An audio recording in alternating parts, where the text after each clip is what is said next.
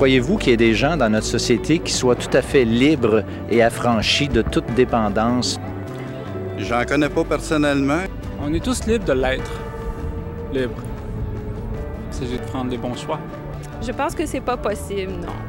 On est une espèce de bibite éponge, je pense, les êtres humains. Non, moi, je dirais que non. Non, il y a des gens qui sont libres, oui, qui sont libres penseurs, libres de toute attache, libres, oui. Et puis, veut pas, on capte ce qui vient de l'extérieur. Je pense que c'est impossible. Chacun a sa petite dépendance, hein? Non, chaque être humain peut-être est dépendant de quelque chose, mais cette chose-là, je ne sais pas, c'est suivant l'être humain.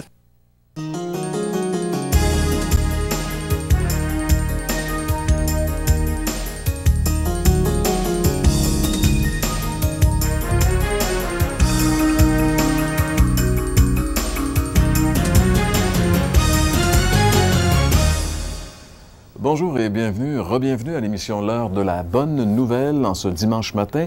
Nous allons aujourd'hui, comme vous avez pu vous en rendre compte, vous parler de la liberté.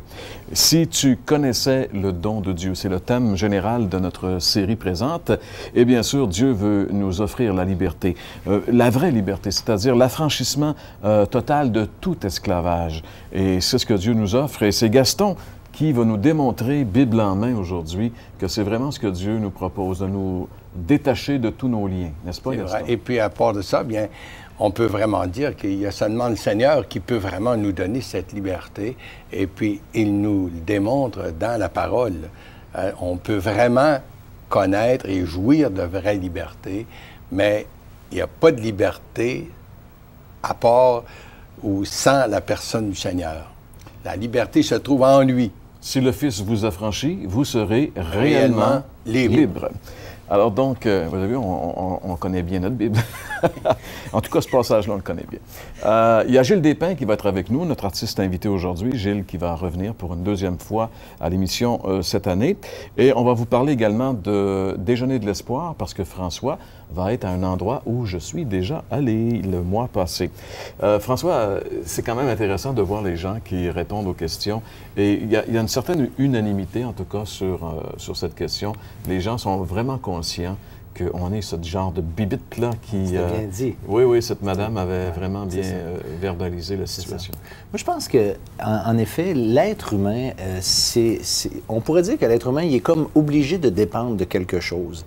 Et puis même, je peux aller assez loin en disant ça, parce que quand le Christ nous affranchit, comme on vient de citer le texte, si le Fils vous affranchit, vous serez réellement libre.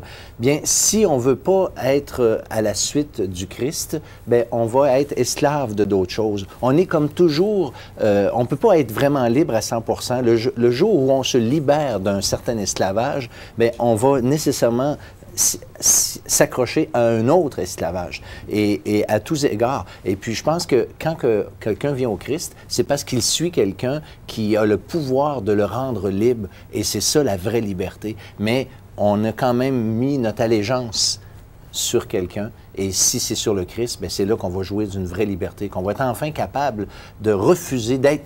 La vraie liberté, c'est d'être capable de dire non à ce qu'on a décidé qui serait non. C'est ça. Et on est des êtres dépendants et on doit être dépendant de Dieu. Notre problème, c'est d'être indépendant avec Dieu. Lorsqu'on est indépendant avec Dieu, on devient dépendant de mille et une choses qui nous rendent esclaves. C'est ça que tu voulais dire, François. Eh bien, c'est Gaston, c'est pas François, c'est Gaston qui va nous diriger justement aujourd'hui dans la découverte de cette grande vérité après ceci.